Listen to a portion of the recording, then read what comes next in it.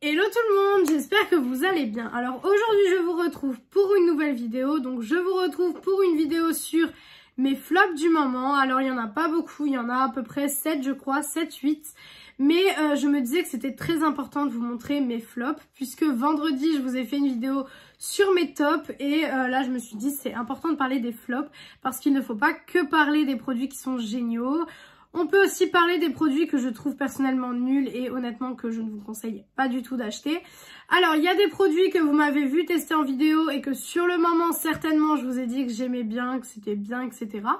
Qu'en retestant, je n'ai pas aimé parce que c'est des produits que j'ai testés, retestés et re-retestés.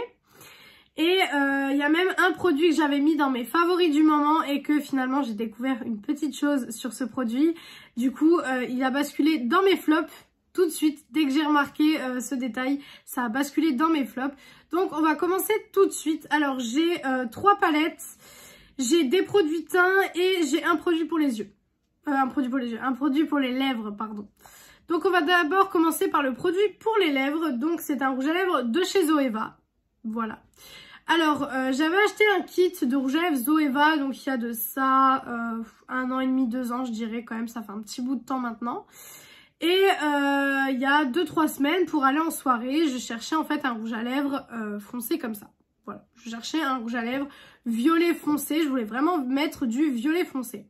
Et en fait, je me suis dit, oh le Zoeva, là, la couleur elle est parfaite et tout. Je me suis dit, on va l'essayer, je ne l'ai jamais testé, donc c'est l'occasion. Alors, je vais vous le montrer. La brosse est sympa, donc c'est une brosse comme ceci.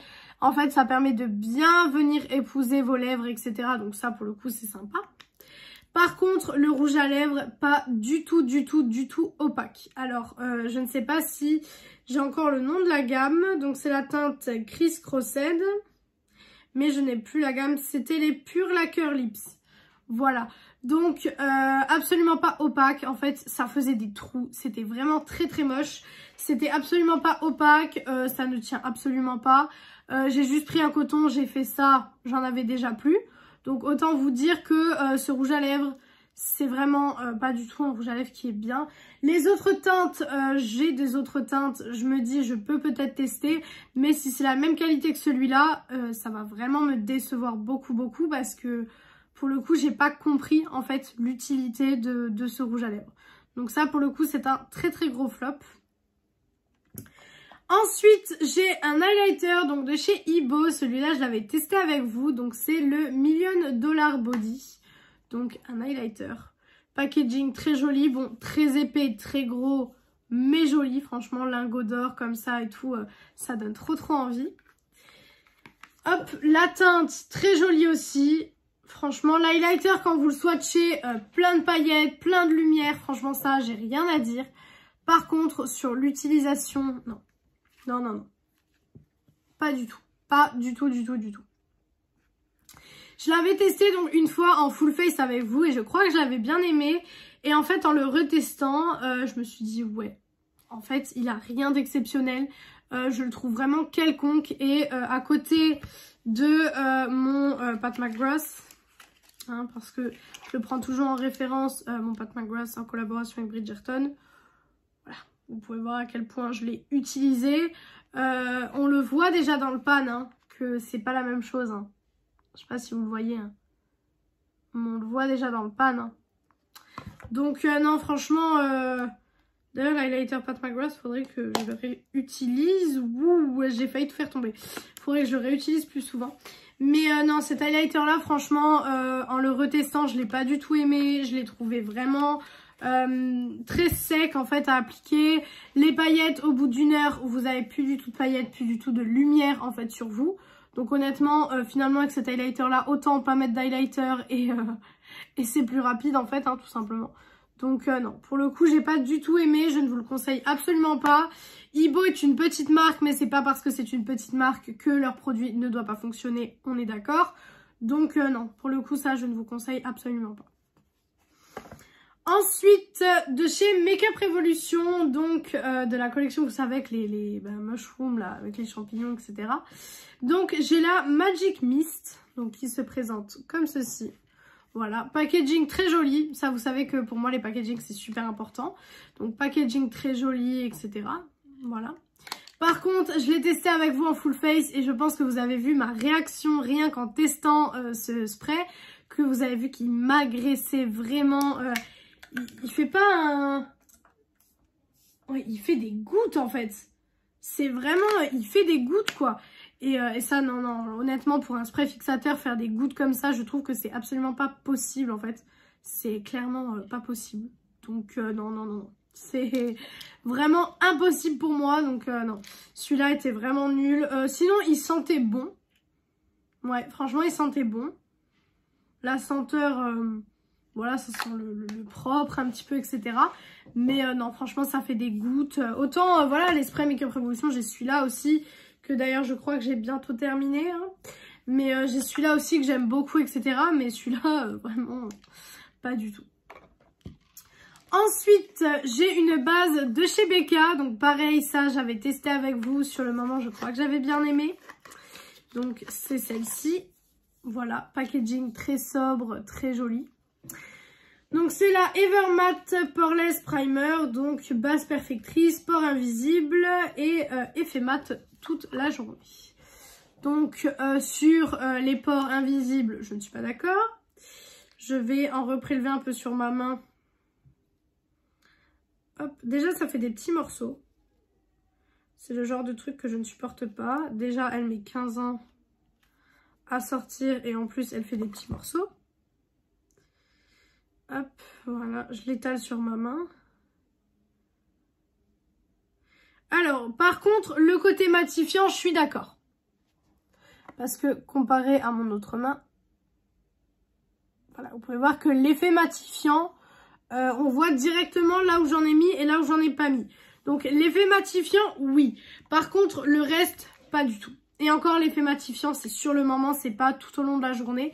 Parce que moi, ayant une peau très très grasse et à imperfection, vraiment j'ai une peau géniale, merci la nature quoi. Mais j'ai une peau vraiment à problème, donc à imperfection comme on peut le voir ici. Qui a tendance à graisser comme on peut le voir aussi. J'ai mon teint qui commence un petit peu à briller aussi. Donc franchement non, c'est pas du tout la meilleure base, c'est pas une base que je vous recommande. Non, c'est pas du tout une bonne base pardon, pour moi à l'heure actuelle. J'ai été contente de tester parce que voilà, j'adore tout tester, j'adore tester des nouvelles formules, etc. Mais là pour le coup, l'effet mat vraiment c'est sur le moment. Et après on n'a plus rien du tout, on n'a plus de matité, etc. En fait cette base ne fait rien de plus que mes autres bases que j'utilise à l'heure actuelle. Et à partir du moment où elle ne fait rien de plus, je trouve pas que c'est une bonne base, quoi. Tout simplement. À partir de ce moment-là, je ne trouve pas que c'est une bonne base. Ensuite, encore une base, et donc c'est celle-ci que j'avais mis dans mes favoris, et du coup je vais vous expliquer pourquoi je la retire de mes favoris. Donc c'est la Space Face, donc Mushroom Calming Primer, donc le primer aux champignons. Alors, je l'utilisais tous les jours. Donc tous les jours je l'utilisais, etc. Et je vous l'ai dit en vidéo, je vous ai dit, ouais, je commence à avoir beaucoup de boutons. Mais vous vous rappelez, j'ai cru que c'était à cause de la période de stress due à mon permis et au travail, en fait. Je me suis dit, c'est peut-être ma petite période de stress pour le moment. Donc, voilà, je vais laisser passer le stress. En plus, j'étais en période rouge, etc. Donc, je me suis dit, bon, je vais laisser passer tout ça. Je vais laisser passer la période rouge et le stress. Et après, si vraiment ça ne se calme absolument pas, je regarderai dans ma routine ce qui potentiellement pourrait me donner des boutons. Et donc, bien sûr, après la période de stress, ça ne s'enlève pas. Je continue à avoir des boutons. J'en avais même jusque sur les joues, en fait, ici. Et je me suis dit, quand je stresse, j'ai des boutons en général sur la zone T. Ou vraiment ici, au niveau des joues, ici, en fait. Là, comme les deux que j'ai ici, en fait. Là, c'est vraiment ici ou ici que j'ai des boutons. Mais là, je commençais à en avoir même ici. J'en avais ici, là. Et je me suis dit, bizarre. D'habitude, j'en ai pas à ces endroits-là. Et en fait, c'est cette base qui me donnait des boutons. C'est vraiment celle-ci qui me donnait des boutons. Et je m'en suis rendu compte à ce moment-là. Et je me suis dit, je peux pas rester avec une base qui me donne des boutons, quoi. Et du coup, c'est pour ça que je l'ai retirée de mes favoris. Sinon, cette base était géniale. Elle me matifiait la peau toute la journée. Elle me calmait un petit peu le visage de mes rougeurs. Elle faisait la peau plus lisse. Mais en fait, je pense que toutes ces actions-là, en fait, faisaient que ça bouchait mes pores. Et que du coup, je me retrouvais le soir avec des boutons. Parce que comme du coup, je travaille avec mon make-up, etc. Que je bouge toute la journée, etc. Je pense que ma peau, à un moment donné, elle a dit, il y a trop de sébum, j'en ai marre. Et du coup, elle a fait des boutons. Tout simplement. Ensuite, du coup, on va passer aux 3 palettes. Donc, la première, c'est la palette de chez Too Faced. Donc, c'est la Pinker Times que j'ai testée avec vous en vidéo il n'y a pas longtemps. Et je vous ai dit que cette palette, je ne l'aimais pas du tout. Vous m'avez vu être déçue en vidéo de cette palette. Vraiment, j'ai été trop déçue. Donc, packaging très joli. Vraiment, leur packaging. Chez Too Faced, ils sont trop forts pour le packaging de toute façon. Donc, très beau packaging. La color story était très sympa aussi, vraiment une color story un petit peu rosée, colorée, finalement rosée comme ce que j'aime, hein, clairement. Donc je me suis dit, oh pourquoi pas. Et en fait, j'ai testé cette palette, je l'ai détestée. Les mats, ça va, vraiment ça va, parce que je me suis retrouvée avec cette couleur que je n'avais absolument pas. J'avais une couleur beaucoup plus claire, limite j'avais la couleur qui était là, donc voilà. Et en plus, les fards lumineux ne performent pas du tout. Je vais essayer de vous faire potentiellement un swatch. Voilà ce que ça donne. Voilà. C'est clairement, limite, je mets ça en highlighter, quoi. Vraiment. Limite, ça aurait été de l'highlighter, j'aurais dit, ok, c'est le meilleur highlighter du monde. Mais là, c'est du fard à paupières. Et vous savez que moi, en termes de fard à paupières, il faut des choses qui envoient, que, paf, on me voit, en fait. Clairement. Et là, c'est pas du tout le cas avec cette palette. Donc, j'ai été trop déçue. Et voilà, et je me dis de plus en plus que Too Faced, eh ben, est une marque que j'aime de moins en moins. Hein. Donc, bon, je suis un petit peu déçue. Ensuite, nous avons la palette de chez Kylie Jenner. Enfin, de chez Kylie Cosmetics. Oui, tout le drama, Kylie, Selena Gomez en ce moment, etc. Moi, je suis team Selena Gomez. Clairement, voilà, je suis carrément team Selena Gomez. Mais voilà, mais du coup ce n'est pas pour ça que la palette de Kylie se retrouve dans cette vidéo, hein.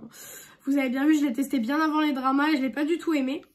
Alors cette palette, je l'avais vue tout simplement au Nocibé de Metz. Donc comme moi j'habite à côté, on va dire, j'avais vu donc Nocibé de Metz, je crois.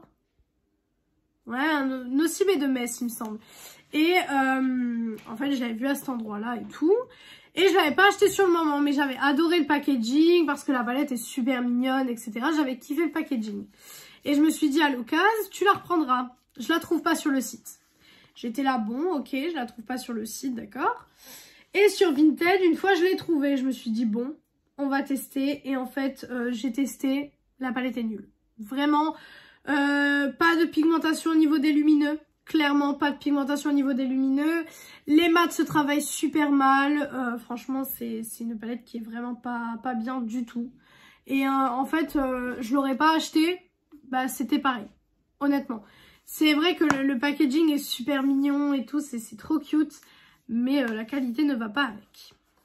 Et du coup, la dernière palette et ce dernier produit de mes flops, c'est une palette de chez Makeup Revolution. Donc c'est de la gamme des Forever Flawless. Donc celle-ci je vais tester aussi avec vous en vidéo. Donc c'est la Bare Pink. Voilà, donc c'était de leur gamme des nouvelles Forever Flawless. Voilà. Hop. Je vous la remontre. Donc cette palette avait tout pour me plaire. Clairement, du rose, du neutre chaud, des paillettes pressées. Enfin, cette palette avait vraiment tout pour me plaire. Mais elle ne m'a pas plu du tout. Mais elle ne m'a absolument pas plu du tout. C'est une palette que je n'aime pas du tout. Les mats se travaillent super mal. Les lumineux, aucun impact. Vraiment nul. Vraiment très nul. Pareil, si vous voulez à chaque fois voir du coup mon avis à chaud, on va dire, sur la palette, les crash tests sont sur ma chaîne. Donc tout est sur ma chaîne. Je ne supprime rien de ma chaîne. Donc comme ça, vous pouvez tout retrouver. Mais cette palette était vraiment nulle et j'ai été très déçue de l'avoir achetée parce qu'en fait, je me suis dit, bon, voilà. Je la garde parce que je fais la collection des Forever Flawless, mais sinon, c'est pas une palette que je réutiliserai du tout. Donc voilà pour cette vidéo, j'espère que cette vidéo vous a plu. Je vous ai montré un petit peu les flops du moment. Voilà, il y a quelques flops, il n'y en a pas énormément, ça va, parce qu'en général, quand je teste des choses, heureusement, j'aime beaucoup ce que je teste. Mais c'est vrai que parfois, il y a des choses, c'est un petit peu décevant, et là, du coup, c'était dans les choses qui étaient décevantes. Donc voilà pour cette vidéo, j'espère que cette vidéo vous a plu. Si elle vous a plu, n'hésitez pas à faire les petits trucs YouTube. Donc pourquoi pas mettre un like, commenter, vous abonner et partager la vidéo, ça me ferait très très plaisir. Venir me rejoindre sur mon compte Instagram beauté qui est beautyaddict0805. Il est en barre d'infos comme d'habitude. Et moi je vous retrouve du coup mercredi dans une prochaine vidéo. Ciao ciao tout le monde!